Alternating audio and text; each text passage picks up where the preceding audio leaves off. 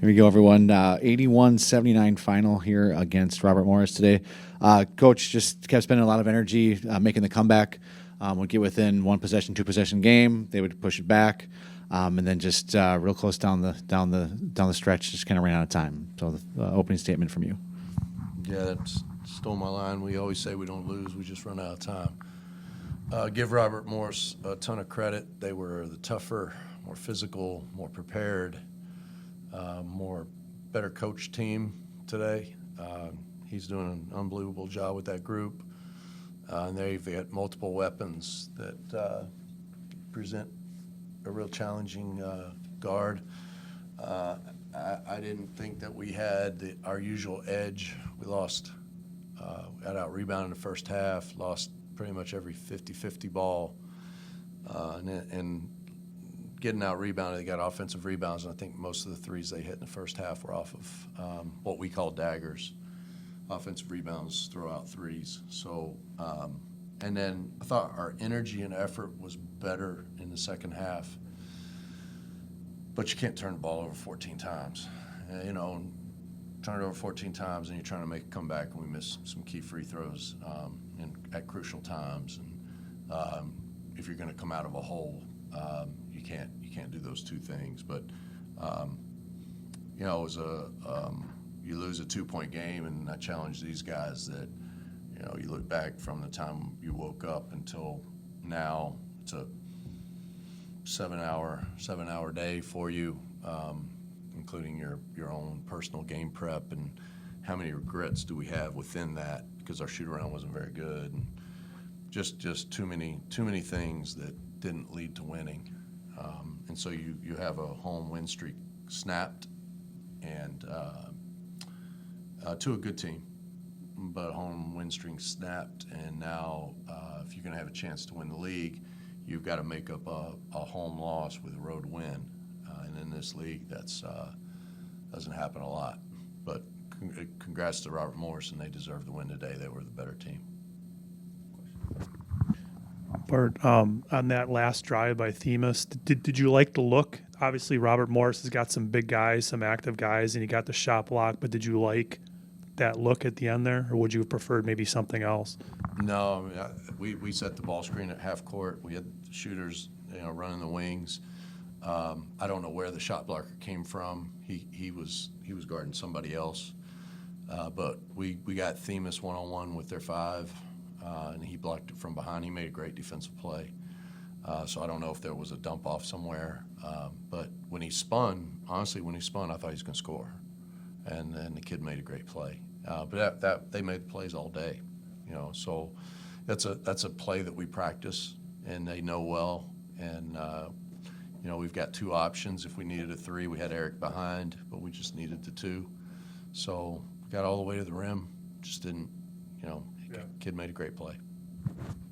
The size that those guys have and the athleticism up front is something that you probably really haven't seen much this year, and I would probably put them up against anybody in the league, right? As far as that goes, their front court, they're tough to handle, aren't they? Yeah, the one kid, Pleat, 45, really hadn't been playing as much, and he came out super motivated today.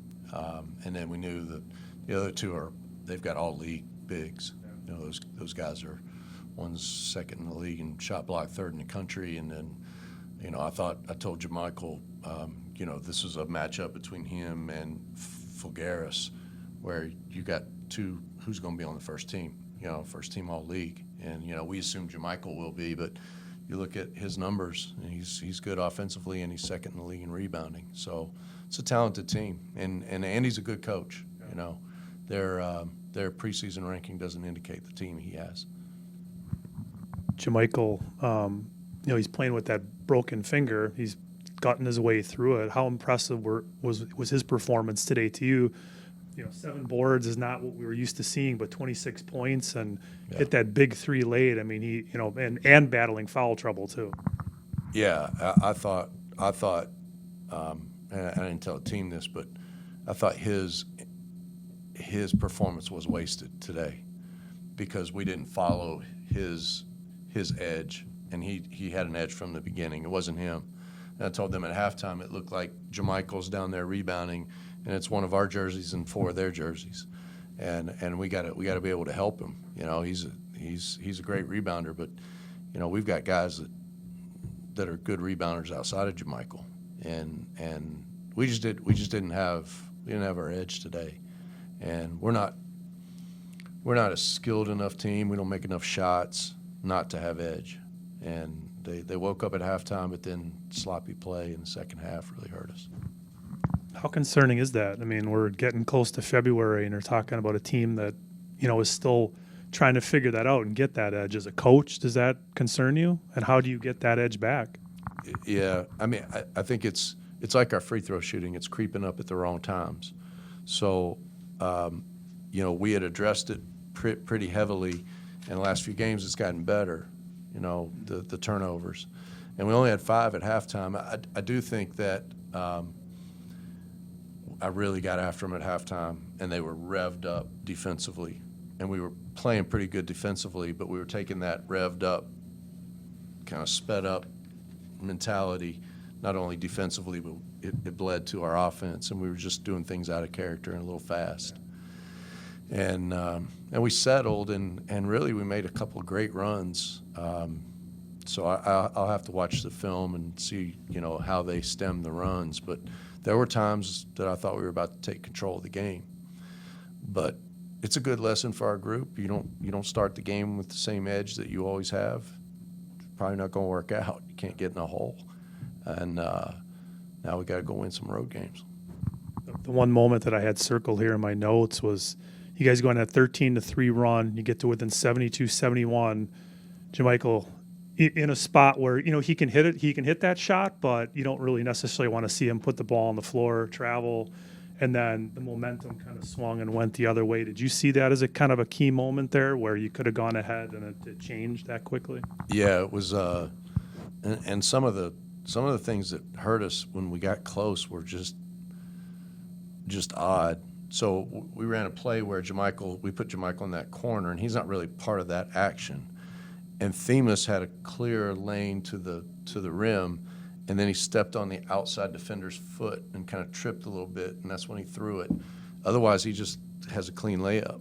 Yeah. And if he lays that ball in, changes momentum. But we've got to stop shot faking and jabbing, and we just got to shoot the ball. You know, catch it and shoot the ball, because we're a good offensive rebounding team.